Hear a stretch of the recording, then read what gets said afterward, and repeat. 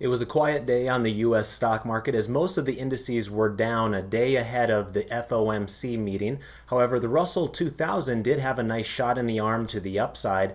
We also have a lot of companies reported earnings after hours, including Apple. So we'll take a look at all of that. And then we'll get into a trade application example that is a continuing trade from prior webcasts that I've done regarding Starbucks and show you some of the benefits of using leverage in the options world. So with that, let's go ahead and get started.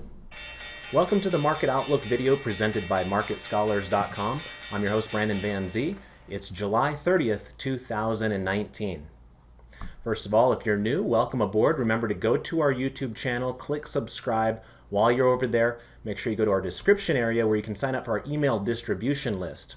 We're also heavy users of Twitter. I would encourage you to follow me at Brandon Van Zee, and we always appreciate those of you that click like and retweet on our Market Outlook related tweets. Lastly, we have a presence on Facebook as well. Feel free to join us in the group embedded in the web address in the logo in front of you. All right, with that, let's go ahead and dive into the charts.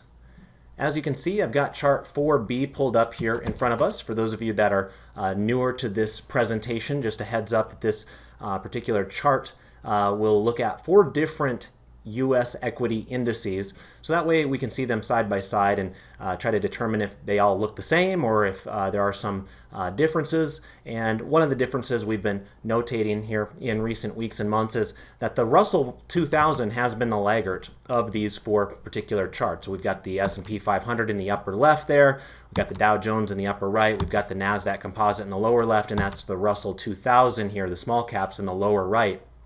And as you can see, we've largely just kind of gone sideways. In fact, we're about as flat as you can possibly be on a 3-month basis for the Russell 2000. We're down 0.35%. So in other words, we really haven't made any headway whatsoever in the last 3 months on the Russell. However, we do have positive gains from a 3-month perspective on the Dow Jones, on the S&P 500, and on the NASDAQ composite. So it does seem like the Russell 2000 is lagging its larger cap peers by about 200 basis points.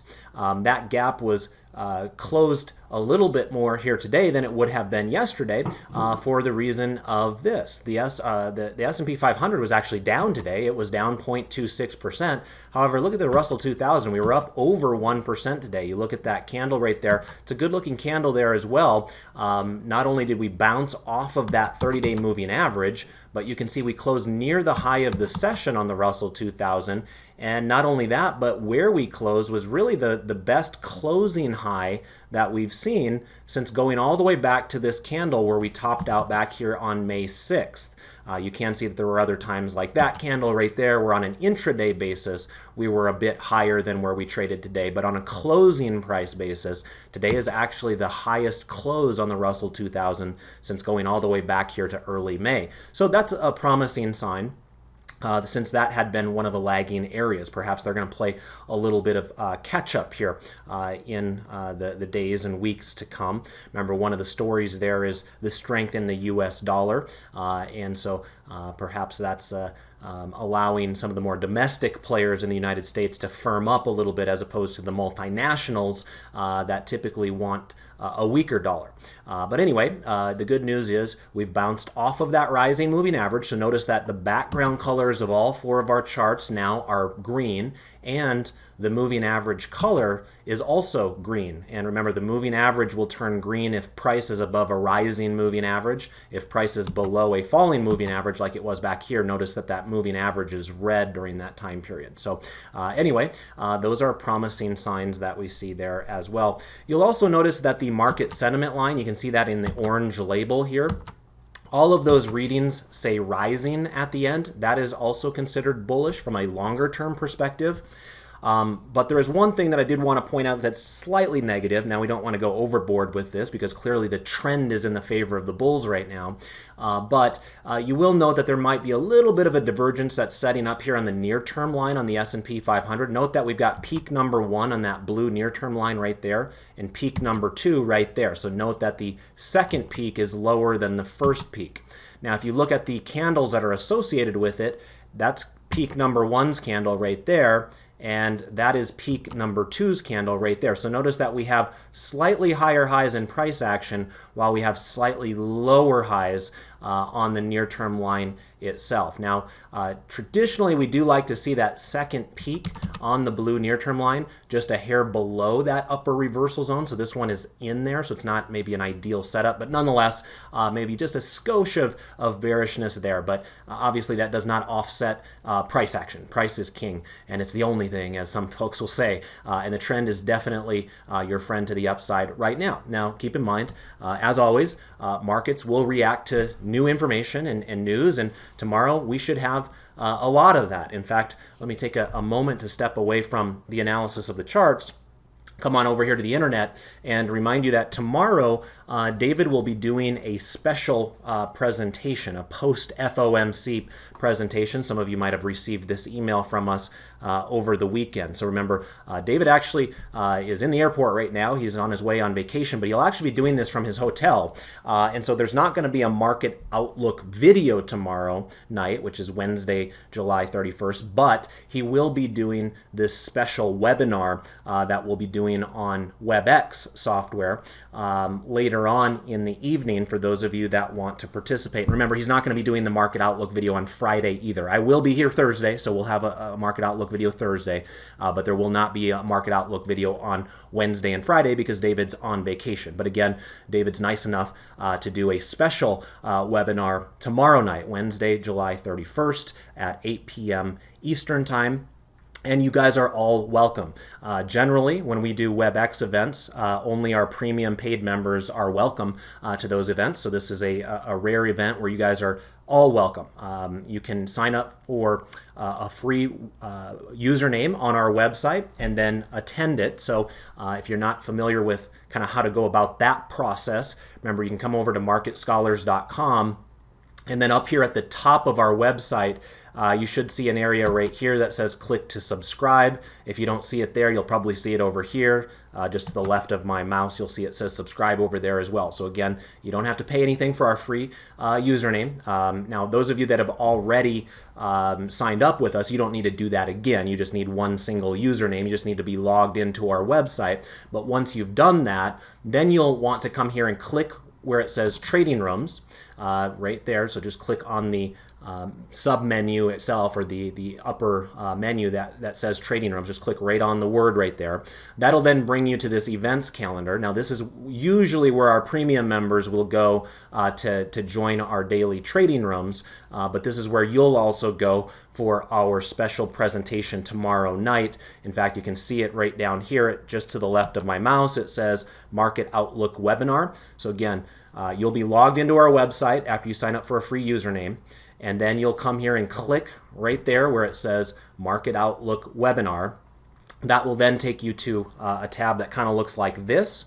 And in here it says, in this free webinar, we'll look at how markets react to the FOMC's expected decision to cut rates and following press conference comments, and how that impacts market posture in multiple asset classes going forward into the year end. So there's nobody better at this sort of thing than David Settle. In fact, he used to handle these types of special FOMC webinars for the prior company that we used to work for as well. So if you want his deep insight into this subject matter, I would highly encourage you to attend this particular presentation. We have had a number of people asking us if it will be recorded. It will, and so as long as, again, you have a username to our website, you'll then be able to watch the recording that will be posted on the calendar afterwards as well. But ideally, we'd love to see as many of you in there live as well. I'll be in there, not necessarily presenting, but helping out in the chats and answering questions and different things like that as well. So once you're on this area, you just keep on scrolling down and notice down here it says website, and then there's the link down there that you'll click into to register for that WebEx event. Now, like I mentioned last week, those of you that have been with David and I for a number of years, even with the prior company we used to work for, you might already have WebEx downloaded to your computer, and that should make your process of getting into the presentation a little bit easier. But for those of you that have had no prior experience with David and I, you might not have ever had WebEx software on your computer. So the reason I'm bringing this up is I would encourage all of you to try to attend this at least 15 minutes early. That way, if you run into any technical difficulties, you can get those resolved before David starts talking within his presentation itself. Also, at the end of his presentation, he'll be talking about some of the new subscription packages that we'll be offering here in the future at Market Scholars for those of you that want to take your education to the next level. So lots of good stuff coming your way there. Since we're over on the internet, let's quickly get this out of the way as well. Thank you to everybody who clicked like last time on the Market Outlook related tweet for me. 105 of you did that. Fantastic. Please keep that up. That's how we can justify continuing to do these free videos every day. So if you get value out of them, make sure you click like as often as you can. And then lastly, the sector selector was put together here over the weekend as well. I usually do this on Friday nights. And a quick little heads up as to some of the movements that are taking place here. A lot of them revolve around interest rate sensitivity. So as an example, notice that utilities fell all the way down to second to last year. Remember, just a few weeks ago, they were ranked number 3. So they fell from number 3 to number 5 to number 10 in just the last 3 weeks. That is a very significant shakeup, and that is largely due to interest rate expectations. Same thing is happening to kind of their cousins there. Real estate, remember, they're both interest rate sensitive, so they usually work their way up and down the charts together, but real estate was probably even more emphatic. Real estate was number 1 just 3 weeks ago, fell all the way down to number 8 last week, and then fell another slot this most recent week down to number 9. Meanwhile, the opposite side of the interest rate sensitivity is usually the financials, the banks, the brokers, insurance companies. And note that in this blue line here, the financials were 4th to last here at the end of May and have worked their way all the way up to number 2. So I think that's the big story in the sector selector ranking shakeups that we saw over the last week. Let's get back on track now with some of the other analysis from the Thinkorswim charts. Let's go over here to chart 2. Actually, let's go to 4B or 4C in this case. This will be the 3 green arrows chart setup. Right now, we do have one chart that has 3 green arrows, and surprise, surprise, it's actually the Russell 2000. That is a little bit of a fresh breath of air there, because honestly, that had been the laggard so long that I'd been used to saying all of our charts except for the Russell 2000 have 3 green arrows. Now all of a sudden it's the only one that does. So interesting to see it being a little bit more resilient here in the last week. And a couple of sessions ago, right here on this candle, it produced a green arrow there on the the MACD histogram, and that allowed it to capture that 3 green arrow signal. So that's a little bit better for trend trading purposes. Now, keep in mind, this is still largely a sideways chart here, not necessarily higher highs and higher lows, but hey, at least it's a start. It's not going lower at this point. So that's the only one that does have either 3 green arrows or 3 red arrows to report here today. Let's go ahead and take a look at some 12 grid analysis now. Let's start with chart 4E. And remember, when we're looking at these 12 grids, the background color will be either green or pink. And that will be determining whether the stock has a bullish or bearish posture according to the market forecast technical indicator, specifically the intermediate line on that technical indicator.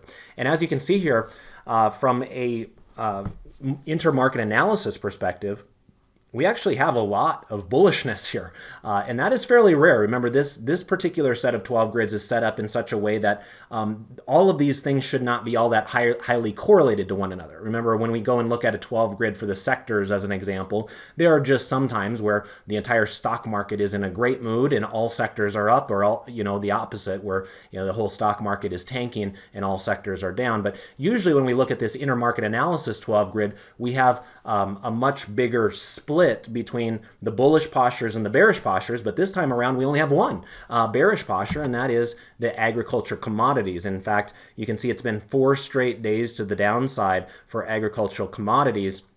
The last few days have been strong enough where we're starting to produce some of these oversold cluster signals here.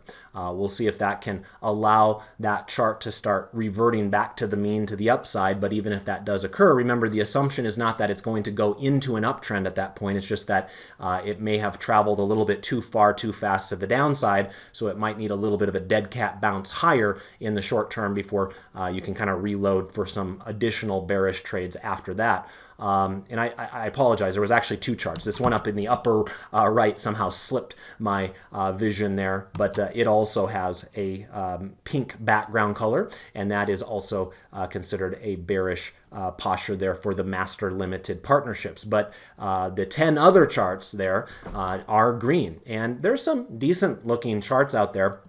You know, from a trending perspective, I would say that there's probably 3 of them that look kind of interesting to my eye, and that's the preferred stocks have a very solid trend working for them right now. Foreign bonds, which we've talked about a lot in recent months, that has basically just gone straight up over the last 3 months. And then I would also throw gold in there. And gold's been, not quite as consistent to the upside as foreign bonds. But after spending quite a bit of time just working its way sideways here in the last, let's call it month and a half or so, we've had a nice little bounce in the last 2 days off of that area where that rising 30-day moving average was. So for those of you that are gold bugs out there, perhaps there's something to get excited about there. I know there's a lot of charts, a lot of gold mining stock charts that are starting to firm up nicely there as well. So those are kind of your better trending charts. I would also throw the US dollar in kind of a complementary role, although it's not quite as consistent of a trend. The movement to the upside is worth noting, and some of you are recognizing kind of that inverted head and shoulders pattern that we had down there on the UUP that broke out here within the last week or so. So while the trend isn't as smooth to the upside, the emphasis of us trading near 3-month highs on the US dollar is a very important recognition for those of you that are trading other asset classes like commodities or foreign stocks or different things like that. Another thing that I wanted to point out was that crude oil all of a sudden had a very nice day. Crude oil was up 2.5% here today. I know that stock that we talked about, I think it was last week or the week before, Occidental Petroleum, was up nicely here today, as well as a lot of other oil stocks were. So, we've been waiting for a while for the oil stocks to kind of perk up a little bit. Hard to say whether this will be the time where they start doing that or whether it's another failed attempt at a bounce. But a lot of times if you want the oil stocks to start working for you, it would sure be helpful if crude oil prices themselves would start trending higher. And after falling into mid-June, we have stabilized, and now all of a sudden we're getting a nice little bounce down there right around that rising 30-day moving average. So as soon as tomorrow, assuming these gains hold here on the futures contract, that moving average color will change from yellow to green. So keep your eye on that. Obviously, we've got a little bit of resistance area up in this general vicinity from late June to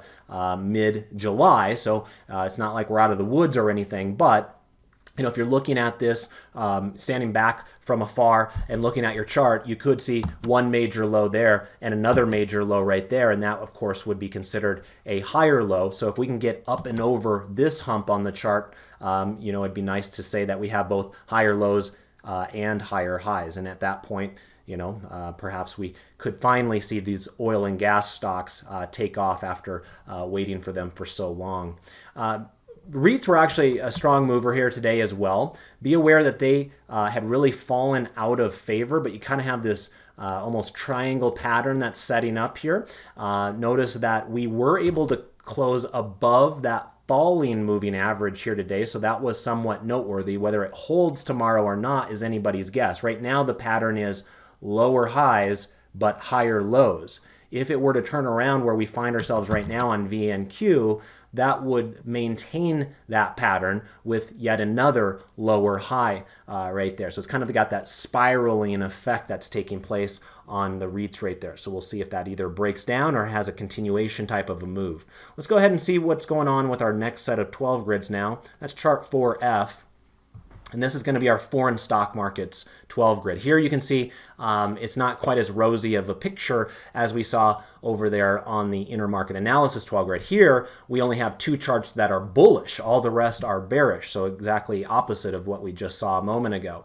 The two bullish charts as it stands right now are Australia, which actually did sell off fairly significantly today, but it rested its self right above that rising 30-day moving average. So for those of you that still, still believe in Australia, this actually is an interesting time to consider getting into it, right? That's kind of the buy the dip mentality right there, where it has fallen but is not broken a major support level, and sometimes this moving average can be used as a launch pad higher. You know, back here it was able to do that on May 31st, and while it wasn't perfectly done here on June 17th and 18th, it was in that general vicinity where it caught a little bit of a bounce and went on to a new multi-month high. So maybe some of you brave enough to buy that pullback will be rewarded for that here in Australia. Israel also has a positive or a bullish posture from an intermediate term perspective, according to the market forecast. But the thing that's different about Israel compared to Australia is Israel was actually up today. So this is not a buy the dips type of a situation, but Israel also is right at a horizontal resistance area as it stands right now, at least ticker symbol EIS is. That's the proxy we use to track Israeli stocks. But in addition to that, we also have this red dot appearing on our chart. And remember, that's what's known as an overbought cluster signal. Now, typically the overbought cluster signals do not work quite as well as the oversold ones, so we don't want to emphasize it too much, but you know, it is somewhat coincidental that we're at a resistance area and we have an overbought signal there. So we'll have to keep our eye on that to see if it can continue or whether it needs to take a little bit of a break there. Otherwise, you know, you look at the rest of the charts and we do have those pink backgrounds all over the place. I would say that, you know, down here on the bottom rung with Germany and the United Kingdom, those are not healthy looking charts right there. They continue to go lower below a falling moving average. I would also say that India is a concerning chart. However, India does have one of those oversold cluster signals there. However, do note that the most recent oversold cluster signals have not worked yet. So whether this one will is anybody's guess. But do note that the India in the form of EPI here is basically at 3-month lows or within a hair of it. So that one is not shaking out so well there. And the Mexico chart here also is a bit concerning to my eyes, as we have slipped far below that moving average. We did capture these nice oversold cluster signals. We did have a reversion to the mean here over the last week, but it didn't amount to much, and that's kind of what your expectations are. Remember, these cluster signals are not telling you that we're going to turn right around and then all of a sudden that chart is going to be in an uptrend. It's basically saying that the stock has fallen too far too fast, and it needs to work off that condition. And it can work that off by going up a bit, by going sideways, or by just going down, but going down at a less rapid rate than the condition that put it into that oversold cluster signal in the first place. So on this particular chart, we got those signals and it worked off that condition by simply going sideways. And I don't think that's a very great sign for EWW. You want to remain bearish on that, all else being equal, because it just hasn't shown a willingness for the bulls to take control of this chart yet. So right now, path of least resistance remains to the downside for Mexico. Let's go ahead and take a look at the United States now by going over here to chart 4G. All right, so on chart 4G, we've got S&P 500 in the upper left, and then the 11 charts you see following it are the 11 different sectors that make up the market. And here we've got a little bit more of a mixed bag between bullishness and bearishness. We do have 4 pink charts on the board, so our bearish postures right now belong to discretionary, to energy, to healthcare, and to utilities.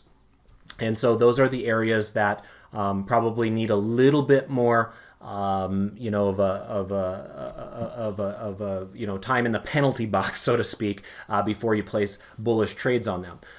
One thing that I wanted to point out here is notice that energy was a big winner here today. In fact, it was the biggest winner out of all 11 of these sectors. It was up 1.13%. So the posture remains bearish for now, but at least this is a pretty good start here, and we'll see if that can lead to anything else down the road, or whether this will remain the same old energy sector that we've seen for the last year, which is it just can't seem to get out of its own way. Some of the other charts, like the discretionary chart here, technically it is bearish. That background color is telling us that. The intermediate line is at 78 and falling, so since that's below 80 and it's falling, we consider that bearish. But notice that price is still above a rising moving average there. So I don't know if I'm willing to quite count out discretionary quite yet. Maybe I will after tomorrow, after the FOMC opens their mouth, and who knows what happens after that. But as of right now, I think I'd want to give that a little bit more time, be a little bit more patient with discretionary before deciding to just sell everything outright. Some of the charts that look a little bit more bullish than others, I would have to say that the staples looking quite strong here. Notice that they ticked up to new all-time highs here today, and that was largely on the back of Procter & Gamble. I don't know if you guys caught that, but that's a stock that we, of course, talk about all the time in my dividend growth investing classes. In fact, we taught dividend growth investing class here today. For those of you that want my insight on the industrial sector, that particular class is now posted to our calendar, so make sure you go back and watch that. But Procter & Gamble had a really nice move here today. It was up almost 4%, broke out to new all-time highs off of their earnings report there. Speaking of earnings reports, let's take a quick peek here at some of the stocks that are reporting after hours. Of course, the big kahuna is Apple. And Apple is surprising a lot of folks because the stock price is up handsomely. Now remember, this is a company that's close to $1 trillion market cap, so even a 3 or 4% move in the after-hour session is a monumental occurrence for all intents and purposes. So as you can see here, Apple last traded at around $217, even though it closed the regular session at close to $209. And so we are up, $6, $7, $8 per share after hours. Now, again, I can't guarantee that will be the case by the time we open the normal session on Wednesday morning. But at least here on Tuesday night in the after-hour session, we do have a very promising response from the stock market to a very important company, Apple. And it's important not only to the NASDAQ, but it's important to the Dow and the S&P 500 as well. So that hopefully will cause some good vibrations there going into tomorrow's session. However, there were a lot of other stocks reporting as well, and while they might not be as influential as Apple, they might be worth noting if you are trading them yourselves. Amgen is up after hours. It traded at the last part of the session at 176. It's now trading in the after hour session at 181. So we're up about $5 per share after Amgen reported their earnings. On the downside, I did see that AMD was down significantly. Now, it has rebounded a little bit since I was looking at it about an hour ago, but nonetheless, we are down on AMD. It closed at 33.87. It's trading at 32.87 right now, so down $1 per share after hours. Other stocks that reported, I did see that FireEye had a big miss. FireEye was trading at $16 when the market closed today. It's now trading below 14 in the after hours. We had Mondelez that came out. Mondelez not only reported their earnings, but they also announced a 10% increase in their dividend. So for those of you that are dividend investors, hopefully that'll be music to your ears. You can see that Mondelez is up a skosh after hours. Not a big deal there, but up about 50 cents or so. Others that reported, Akamai was another one. Seems like we had a lot of stocks with the letter A in their ticker symbol reporting here today. They are up about $1.50 per share after hours there. And then I believe EA reported as well. That's Electronic Arts. That stock is up about $4 per share after hours. So nice little bounce there. And then Gilead also reported after hours. This one's more flattish. It ended the normal session at about 67, and that's approximately where we find ourselves here in the after hours session as well. So I would say mixed results on earnings after hours, but if I had to give the slight edge to the bulls or the bears, I would say I'd give it to the bulls at this point, especially considering the importance of Apple to the overall market. Okay, so with all that out of the way, wanted to discuss a maintenance trade. Those of you that have been watching this video over the last 13 months have likely been following along with this Starbucks trade that we've been doing in here. And so anytime we take action on it, I like to discuss it during the video to keep everybody who's tagging along with it kind of in the same mindset as where I'm at with the trade as well. And so we're at the point now where Starbucks is ready to roll yet again to catch everybody up to speed as far as what our history with it is. This will only go back a year here on the Paper Money platform, so I can't show you the first time we got into it, but it was just over a year ago when we bought calls on Starbucks. In fact, I generated a spreadsheet so that way it's a little bit easier for everybody to kind of see here. Our first decision about Starbucks was basically on June 29th, 2018. Now that was the day that the trade got done. So remember, we do these market outlook videos the night before. So if you want to go back and listen to my analysis and why I was excited about buying Starbucks at that time, I would encourage you to go back to June 28th, 2018 to listen to that market outlook video. But the big reason behind it is because Starbucks had a 3% dividend yield at that time, which it had never had in its entire history. Starbucks was hated 13 months ago, and that is just kind of crazy to think about today because 13 months later, we've more than doubled the share price. This right here would have been the candle where we took action. Now, we also bought this stock outright in my dividend growth investing class. And so it's kind of, it presents an interesting compare and contrast example of how to be bullish from two different trading concepts, one of them buying calls and one of them buying the stock outright. And in my dividend growth investing class for my premium students, we bought the stock outright. In this particular free class that I do, this presentation for Market Outlook, we just simply bought calls. The reason behind both of those bullish actions were the same. Starbucks stock price had fallen to such a degree that when it was trading below $48, it had a yield of 3%, a dividend yield of 3% for the first time in its corporate history. So remember, that was a stock that was unloved there. We were trading at multi-year lows at that point. So a lot of people just look at Starbucks today and say, oh yeah, that stock's been bullish forever. No, it hasn't. 13 months ago, people hated Starbucks. Today, it seems like everybody loves it. So as you can see, I've got these kind of gray ovals on the chart here to represent the areas where we have then rolled our Starbucks trade. And I've also followed up, just like I am right now, in those market outlook presentations during those times, if you want to go back and kind of listen to those presentations as well. But we're at that point yet again where we need to roll our contracts and take our profits. But back over here to the spreadsheet, real brief, just to give you a sense of how we've done with this trade. Our first trade was on June 29th when we bought the $45 call that expires in January of 2020. And we bought that for $7.50. So our entire capital outlay was $750. Now you can see that after roll number one that took place there on November 7th, we had locked in over $1,400 in profits. Roll number two took place here on March 29th, and we locked in an additional $600 worth of profits.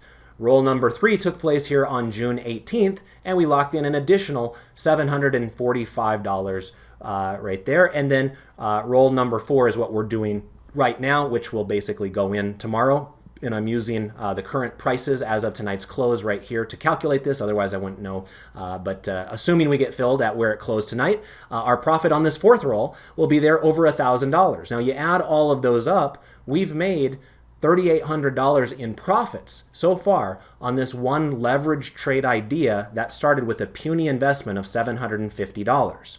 So if you were to get your calculator out and take $3,840, divide that by our starting outlay of $750, it basically means we have made 512% return on our risk that we were willing to take on that trade. And the trade's not over yet, right?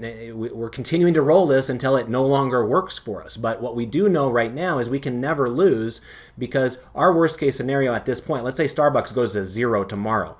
Our current outlay is that $985, and we've already made $3,800. So, we've basically created a risk-free type of a trade for those of you that have kind of followed along with this scenario. But I wanted to kind of bring this up as well. We've made over 500% on this trade idea. Remember, I mentioned before, it's an interesting one to compare and contrast to what we did in my dividend growth investing class, where people just bought the stock outright. There, we bought $10,000 worth of the stock. So today, when we bought it at 48 bucks and it's worth 97 or whatever it is today, our original $10,000 created $10,000 worth of profits in that 100% move. What we're doing here with these contracts is a much bigger percentage winner, right? We made 500%. But note that the profits is only $3,800. Now that's still a lot. I don't want that to sound like it's bad, because again, we only spent $750 to begin with. But I like to bring that up because some of you will think in percentage terms, some of you will think in absolute dollars terms, and there's not a right or a wrong answer. The truth is, we would have never known in advance back here on June 29th that this was going to be the home run that it ultimately became. Remember, it was already the world's largest coffee chain in June of last year. Nobody would have expected it to tack on an additional $70 billion in market cap along the way.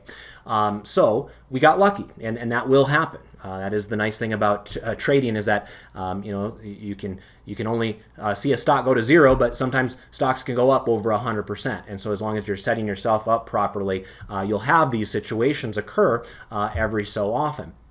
But remember that because we were not convinced and we were buying a decaying asset, we only bought one contract here, and that is the downside. Yes, our percentage return performance numbers were spectacular, over 500%, but our absolute dollar amount here may look a little bit underwhelming compared to those of you that just bought the stock outright. Remember, when you're buying a stock, you're not buying a decaying asset. In fact, it's the opposite. Remember, that stock is paying you a dividend, so it's enhancing your total return as time goes on. There, you're not using leverage and making an expectation that your product could go to zero like you are when you're buying a call. So that's the tricky part about investing and trading, is that trying to find that healthy balance between taking enough risk but not taking too much risk at the same time. So just wanted to share that, because I know some of you have had that thought in the back of your mind in the past, and sometimes you see these spectacular returns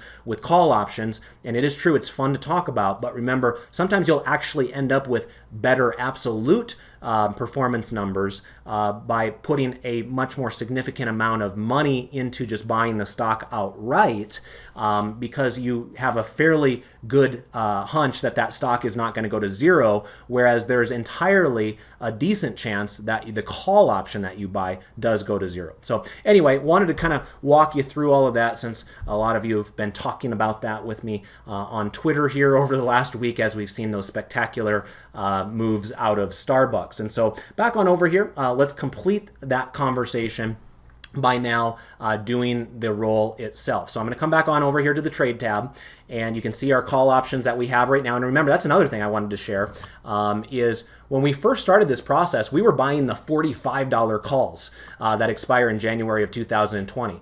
Note that we'll now be rolling them to the 90s. So as the stock has continued to go up, and we've continued to roll from an 86 delta to a 70 delta, from an 86 to a 70, from an 86 to a 70, what that has created is a situation where we're constantly taking our risk out of the trade, yet participating if it continues to go to the upside. And the reason we're able to do that is because we're no longer buying the 45 calls. We went from the 45s to the 57.50s to the 67.50s to the 77.50s, and now today we'll be rolling to the 90s in January 2020 contracts. Now the reason we're doing that is because, again, our delta is now over 86. And so we're rolling from our 86 delta to our 70 delta, just like we have in each one of those prior instances there. And that does line up with your 90 strike. So in order to do that, I'm going to come down here to our position. I'm going to right click on it.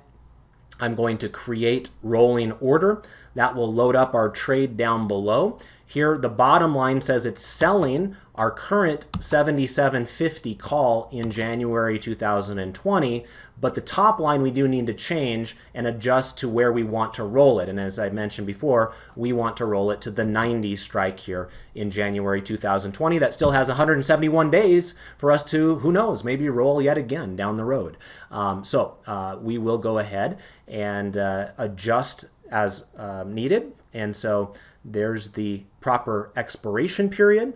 They match. And then the strike here, we are going to change from 77.50 on that top line to the 90. So again, just to confirm, we're selling the -1 right there, the one we already own, 77.50. We're buying +1, the 90 strike that we don't own yet, but we will own as soon as tomorrow morning. And in that exchange of what we're doing, we're actually receiving a credit of $10.25. I will put that in there as good till cancel, just in case it doesn't get filled first thing tomorrow morning. So let's go ahead and confirm and send that and ship that one off to the market. Hopefully we get filled tomorrow morning. All right, well, thank you for joining me here yet again.